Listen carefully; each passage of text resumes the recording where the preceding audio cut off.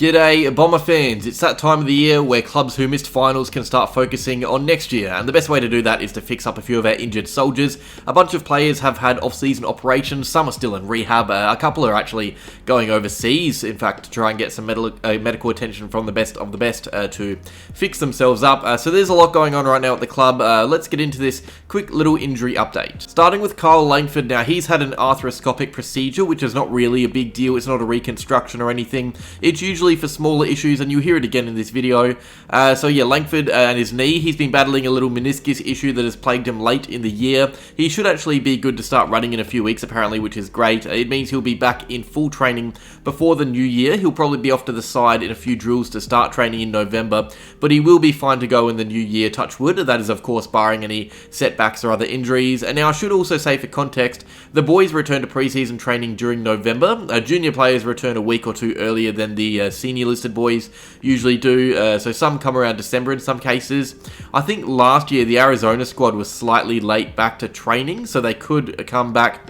They come back this year, but then over the Christmas break they could stop. Well, they do stop the work for a week or so, and then they return back in January to really amp up the work. So you would ideally want to be there in November, December, but you really want to be back for January. That is what gives you a lift for the season, pre-season in the new year. Jye Caldwell. So Caldwell has had similar work done to Langford, but instead of his knee, it's on his hip. So he might be a tad later than Langford back. He won't start running as soon, I believe, but he will still be allowed to train, albeit on a modified program, at some stage in November, December. So he'll be resting up that hip for now, and he'll be right to go in 2025. Nothing too serious here at all. Alright, and Andy McGrath, he is set to have an operation on his wrist this week. He may have already had it by the time this video is out. This is an injury he actually suffered earlier in the season, so he's been sitting on it for a while. The good news is about this one is that he should be right to start running and work on his general fitness even while his wrist is in the healing process. Not right away, but he will be able to run pretty freely at training when it starts up again. He might be away from certain contract drills and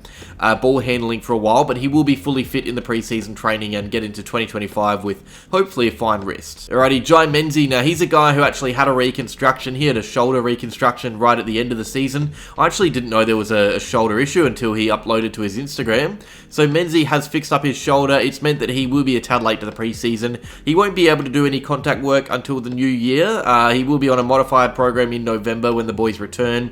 I suspect that will involve mostly running for a while, and then over the new year when he builds up on his fitness, he can get back into the swing of things. Maybe wearing the fluoro cap, the fluoro non-contact cap for those who don't know to start. But he will be right for our preseason matches and round one. He'll just need to make up a tiny bit of ground over the new year. Not a big issue. Alrighty, now an interesting one here. Mitch Cleary reported that defenders Jordan Ridley and Reid will actually be heading to Qatar in the off-season. The country, Qatar. They'll be going there to try and get some guidance for their own muscle issues. Ridley had that troublesome quad and even a hip injury to end the year. Reid's body is made of styrofoam. They both need their bodies fixed a bit, so they'll be going to the Aspetar Orthopedic and Sports Medicine Hospital in Doha, Qatar.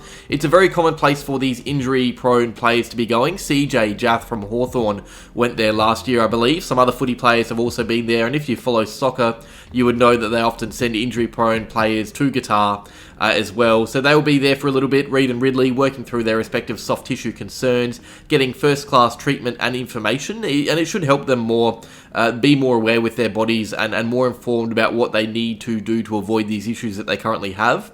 Hopefully it works. Sometimes these athletes go there and nothing really changes. Jath has injured himself twice since coming back from Qatar. It doesn't always work, but it shows not only the club trying to be creative, but maybe a bit desperate with these two who are highly touted inside the four walls. Hopefully they get themselves right. Alright, other news. It seems our other injured players from 2024 will be okay to go for pre-season training without needing any further work or operation. Some are currently in rehab. Dersma, Reid, I believe Goldstein had a pretty minor hip issue, so he's alright now, I think. Nick Cox has that concussion. Guelphy had a soft tissue complaint, but they should all be right to go by the time training starts again later in the year in 2024. The silver lining of missing finals is that we can rest these guys a bit now so they can recover sooner. Other clubs don't have the luxury of doing that right now, but I guess it's not really a luxury if you're missing the 8, but at least we have that to hold on to. And before I go, just some other news here. It appears that delisted defender Kaine Baldwin may be allowed to train with the club over the preseason to try and earn a spot on the rookie list as an SSP recruit.